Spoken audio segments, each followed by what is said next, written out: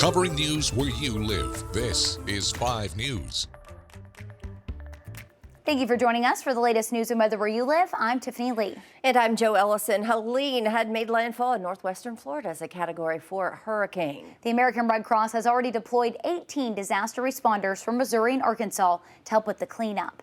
The Red Cross has truckloads of supplies, trained disaster workers, and are ready to open shelters to anyone in need. Multiple teams left earlier in the week to prepare for the aftermath of this storm. Along with the Red Cross, several energy companies are sending crews of linemen to help restore power. OG&E and Electric Cooperatives Arkansas have sent a combined total of nearly 150 people. Crews should be ready to start helping as early as today. And a Benton County cave owner is worried that nearby blasts could affect his cave's ecosystem. The old Spanish treasure cave attracts visitors to Sulphur Springs with legends of treasure left behind by Spanish conquistadors. Owner Paul Linscott says much is unexplored and left untouched so that they can coexist with the cave's ecosystem. With an endangered bat population, he's concerned that blasts from the nearby Benton County Stone Quarry could interrupt their hibernation. The vibrations from their blasting is getting more intense here, and we need to stop that so the integrity of the cavern is not structurally damaged. Okay, so that's one of the issues. The other issue, of course, is we mentioned about the bats and the ecosystem inside the cavern, the other animals, and also it affects our groundwater too. Well, 5 News has reached out to the owner of Benton County Stone called Kemp Quarries.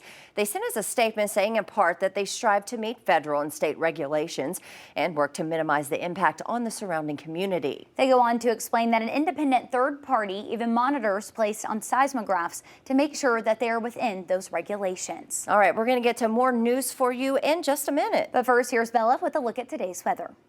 Well, we're staying a little bit cooler today as we get some north winds and some heavy clouds in from what used to be Hurricane Helene. Now that's over off to our east, sending in a few scattered rain showers and trying to keep skies a little bit cloudier for us today. We're seeing about 76 for our high in Fayetteville, 81 in Fort Smith and Van Buren. We are staying a little bit cooler than we have seen the past couple of days, but our rain chances are relatively low, around 20 to 30% chance of seeing some of these showers as they move. You can see most of those are holding off east of I-49, but a few of those showers still trying to make their way in a little bit closer to the Oklahoma state line. A lot of us going to see a few just very light little drizzles here and there as we get throughout the day. Most of those holding off until the afternoon and evening, keeping things a little bit more active for the end of the day.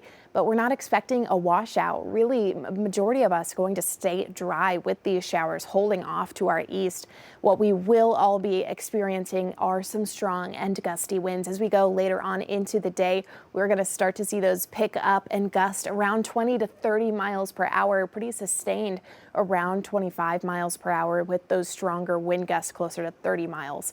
We're going to start calming things down overnight, but those strong winds will be back bright and early by tomorrow morning, and we'll see pretty strong winds throughout the weekend starting to calm down as we near Sunday. We'll be back in the 80s by then, clearing clouds out and seeing a lot more sunshine as we move into next week. Nice warm air with some drier air trying to make its way in with a slight cool down by the middle of next week.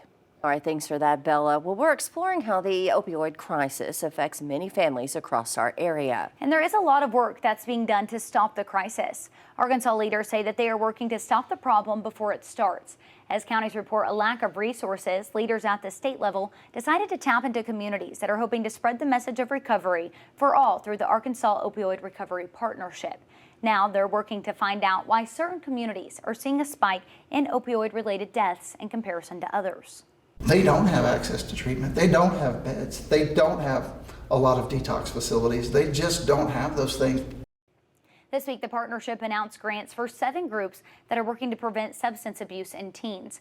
For the next 5 years, groups working to educate the community will receive an annual $125,000 to help their efforts. Applications for the next 5-year term will open next March. Well, an organization called 100 Families has launched their program in Benton County. They say in the last 12 months alone, they've helped move nearly 580 families from crisis to career. 5 News reporter Jacob Luthi has the story. We want to make sure that we focus on the results of helping the people in the community go from crisis to stability to career. And it doesn't matter who gets the credit. What matters is that that person is doing better. Restore Hope is part of the 100 Families Initiative. Executive Director Paul Chapman says Restore Hope's software program will be able to coordinate the local service providers that are helping residents. Right now in the state of Arkansas, that takes 11 different providers to be able to help that family. And so the tool set that Benton County's just adopted is going to make that much easier. Chapman compares Restore Hope's role to a general construction contractor. Coordination does not currently exist in our social services and agencies. And so what this tool set brings is like that general contractor, is we can build a common plan around a family with that family's input and help them move from crisis to career. Chapman adds that 100 Families is already seeing success in places like Sebastian County, and he hopes to see it continue with the Benton County launch. The Alliance in Sebastian County has had real population level change in number of children in foster care, and the crime rate's down there, the incarceration local jail is down. And today, Arkansas fans will start making their way to Texas for the Southwest Classic. The Razorbacks will take on the A&M Aggies for their annual matchup at AT&T Stadium, home of the Dallas Cowboys. The rivalry that's built between these two schools in a building like this, it just gets a little amplified. But it's a game that for over a decade has become a fun football weekend that many fans look forward to. Sadly, that tradition is coming to an end. After this year, the teams will go back and forth between their own stadiums for any matchups. Kickoff is at 2:30 Saturday, and if you want the specifics on the parking and what's allowed in the stadium, those amenities offered, you can head to AT&TStadium.com.